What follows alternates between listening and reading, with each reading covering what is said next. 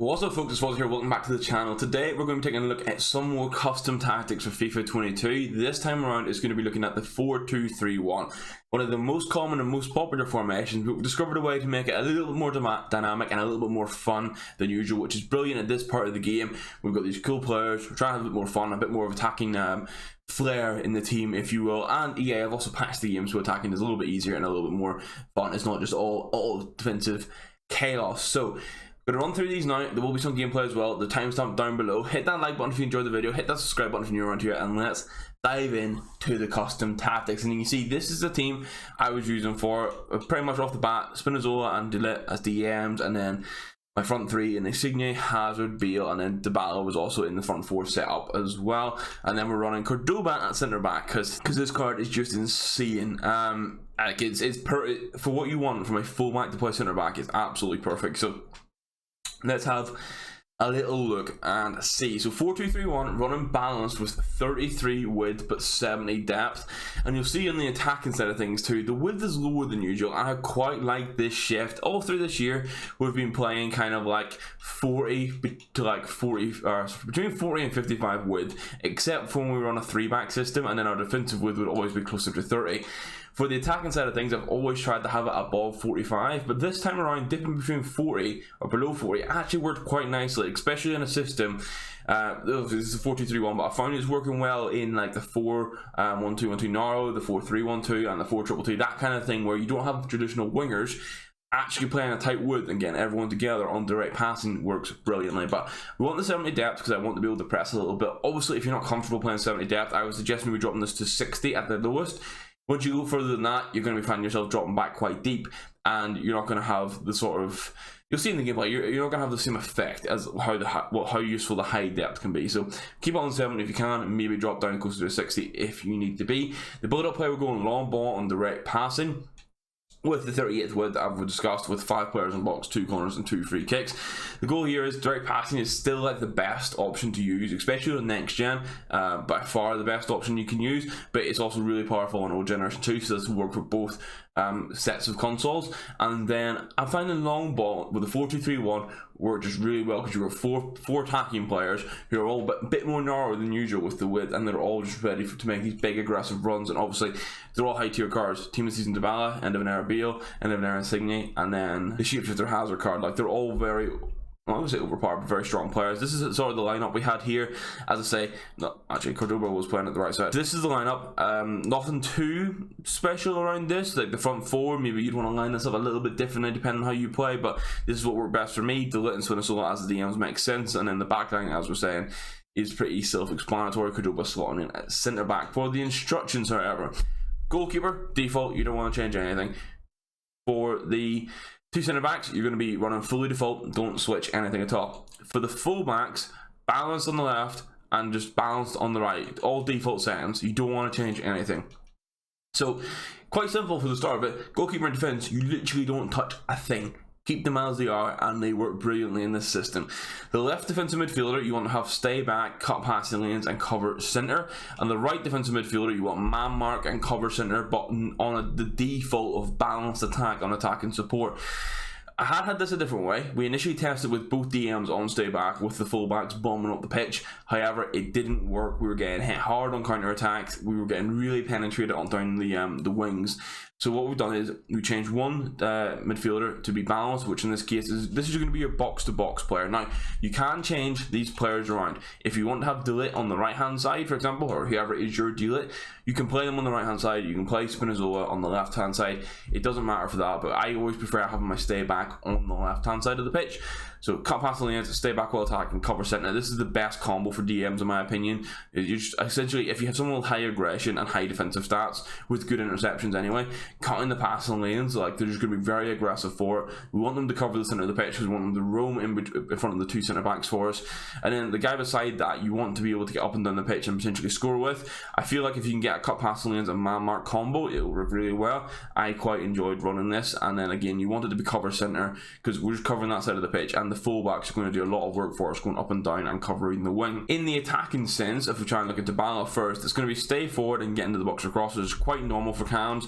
For quite a while I had been using aggressive interceptions, but in this case I decided not to use it. Dybala's stamina isn't as brilliant, and if I have him on aggressive interceptions, with him being a bit of a weaker player too, it's just not going to work that well. On the left hand side of things, it's get into the box for cross. On the right hand side, also just get into the box for cross. So quite simple tactics here. This is indicative of the 4-2-3-1 because we can't do cut inside, we can't do get in behind, anything like that, because it's cams. So it is just simply get them into the box or cross.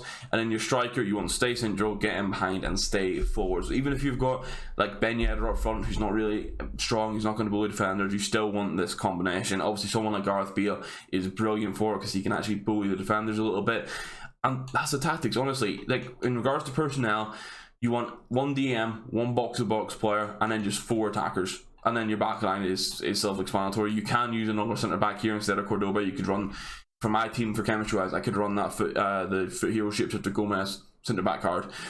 You can do whatever you want there. It's a very, don't want to say basic system, because how it plays in game is a bit more intricate than what the basic setup for a 4-2-3-1 would be. But in regards to like getting personnel and learning the system, it's much easier to do. You can get really familiar with it. So maybe if you're newer to FIFA, you're picking up FIFA 22 on like cheap now to see if you enjoy the game ahead of FIFA 23, this would be a system that's really worth trying for you. But that's all that sorted. Let's go take a look at some of the gameplay. Okay guys, so like usual, I've picked out a few different games to go through. This first one is showcasing the fullback involvement for a goal, which I think is quite good. All this is from the live stream as well. We've streamed all of our Champions matches this weekend. We've started streaming on YouTube as well. You can find the entire stream for our Footies RTG Golden Goal Only Foot Champs link down below, and it's on the channel. So this is the goal here. You can see the build up. You can see how Quatra's already sitting quite high up the pitch. Cordoba's here at left centre back. This is Spinazzola. This is Chiellini, and then this is my attackers. But number 2 down here is Quatra. This is my right back who's getting very far forward, and I'm able to play the ball to him, and he has a lot of space. But straight away here, I have 3 passing options. I can chip this through to Insigne. I can play a little 1-2 into the box. I go for a 1-2, send him on a run, and this is why you want fullbacks that can play. Obviously, that fully relied on Bale getting in there and winning that header, but you can see just how fluid the attack from the fullback was here. It was very natural. Quatra's 4-star, 5-star. He's good on the ball. He can pass. His shooting is probably the only sort of downside, so I stay clear of that, and it's a really good way. And both fullbacks have that option, which is where you'll get a lot of opportunities from, and not everyone's used to having a fullback attack them. This was a very good game, and it was 2-2 at the time, and then the person decided to leave at 2-2, which was frustrating. But we're going to go through, flick through the goals. Maybe we can highlight some of the possible weak points with the system. There's not many with a 4-2-3-1, but as I say, no formation is perfect, so we'll try and get those for you if I can, and then obviously we'll show the 2 goals that we scored. So this is their first goal. I've pulled out Cordoba. I made a really poor tackle, and with that I pulled Pereira. There's Spinazzola, continued to make a run, and he dinks it across. That's not so much the formation, that's more me just being really reckless and pulling people out. That's like one of the main things with FIFA, as Bale breaks through here, is don't pull people out like an absolute idiot and you'll be fine. I did that, I can see this. It's not formation related, that's just general FIFA know-how. So this little transition here, we're going to win the ball back, we're going to go up and eventually score, but this sort of shows the build up for you. I did have DePaul in the squad actually for a little bit instead of DeLitt, and DePaul is playing as my box-to-box, spinner as my defensive midfielder, and you see the build up for it here, how the team is. There's always a passing option is what I found quite nice with it. With the 3 cams and then the striker, with Alan with the fullbacks going forward, you should always have at least one decent option for it. Obviously that was a poor pass from him and we managed to play it across. Doesn't quite work out for us, but again, this is the team pressing. Insigne's holding up, and obviously Dybala sat back a little bit here. He's obviously looking for the pass, but you can see I've got options here. I can switch the play, and then the defensive side of things, it really is, it's just 2 players back. You can see the 2 little pink dots. It really is just 2 players back, and that's what we're working with. I believe the goal comes from the throw-in, so it's not so much a magical build-up play, but this is DePaul. This is your box-to-box player that you're going to want to try and drive into the box with, and then we just had a little bit of link-up between Bale and Dybala. Did really well to break the offside trap. Again, this goal that they scored against us isn't so much anything off the formation, it's more so just a bit of general FIFA. It comes from a corner, hits me with some nice dribbling, and nice passing in around the box.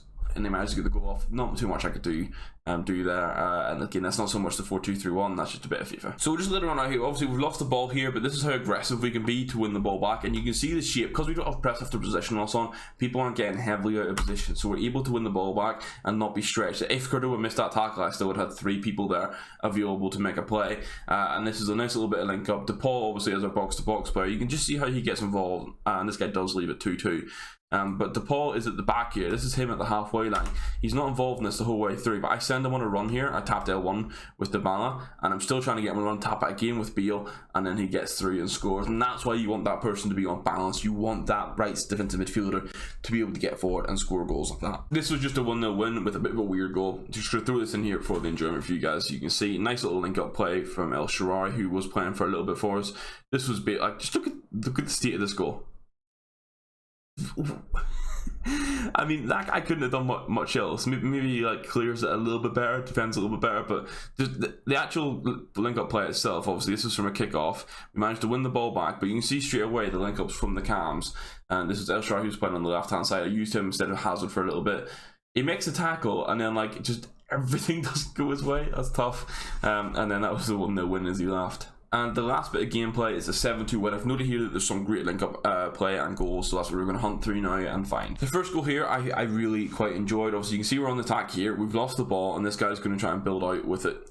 We managed to get in and win the ball back. This is Dybala I'm tracking back with, who's my central cam. We'll track back, get the ball. The 2 DMs link up there, that's DePaul, and then Insigne links with Beal. Nice little bit of dribbling, and then we get the finish off. And that's why I think you want people like Beal to play striker if you can. You want that little bit of strength, that ability to like sort of hold off the defender, bully a little bit, but also still have the absolutely cracked dribbling. Their goal came right from their kickoff, so you can see we're not running the press here at all, but the team's shape is just quite nice in general, and we can build up. We don't have fast build up on, but everyone's ready to make these long ball runs. That's where you can see straight away Dybala was calling for it, and that little chip through was just beautiful. Fourth goal is a penalty, so there's not much to show here, but this is the link up play between the fullback involvement. This is obviously Pereira. He's not aggressively going forward here, but he makes the passing option for us. We can see play it into Dybala, who's a central cam. I'm trying to build some time, but the fullbacks are actively getting involved.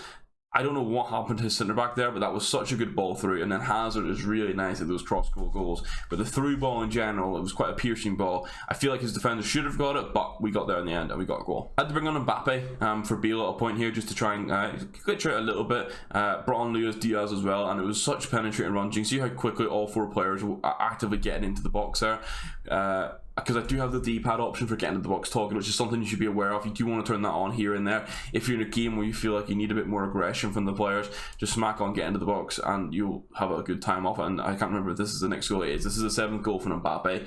Him with as a super sub in the 70th minute is completely broken, but that's all the gameplay that we have for the 4-2-3-1. So guys, that's the 4-2-3-1 tactics. Hopefully the gameplay was useful for you. Hopefully you can understand what I was trying to get across and how good this system is and how you should be utilising it. If you did enjoy it, please leave a thumbs up on the video. It's greatly appreciated. It helps me out and all that good stuff. Let me know in the comments down below how you've got on with it as well. It's always nice hearing how you guys do, if you get like extra wins with it, if you climb the ranks in rivals, if you get better Foot Champs rewards because of it. I always love getting that feedback. So, and hit that subscribe button as well if you're new to around here. Help me on this content journey. It is greatly appreciated. But that's me for today. I will hopefully have a bit of an interesting video for you guys either Tuesday or Wednesday from gameplay from the weekend, but we'll see how that goes. Keep your eyes out for that. Have a wonderful week. Thank you very much for watching, and we'll see you next one. Goodbye.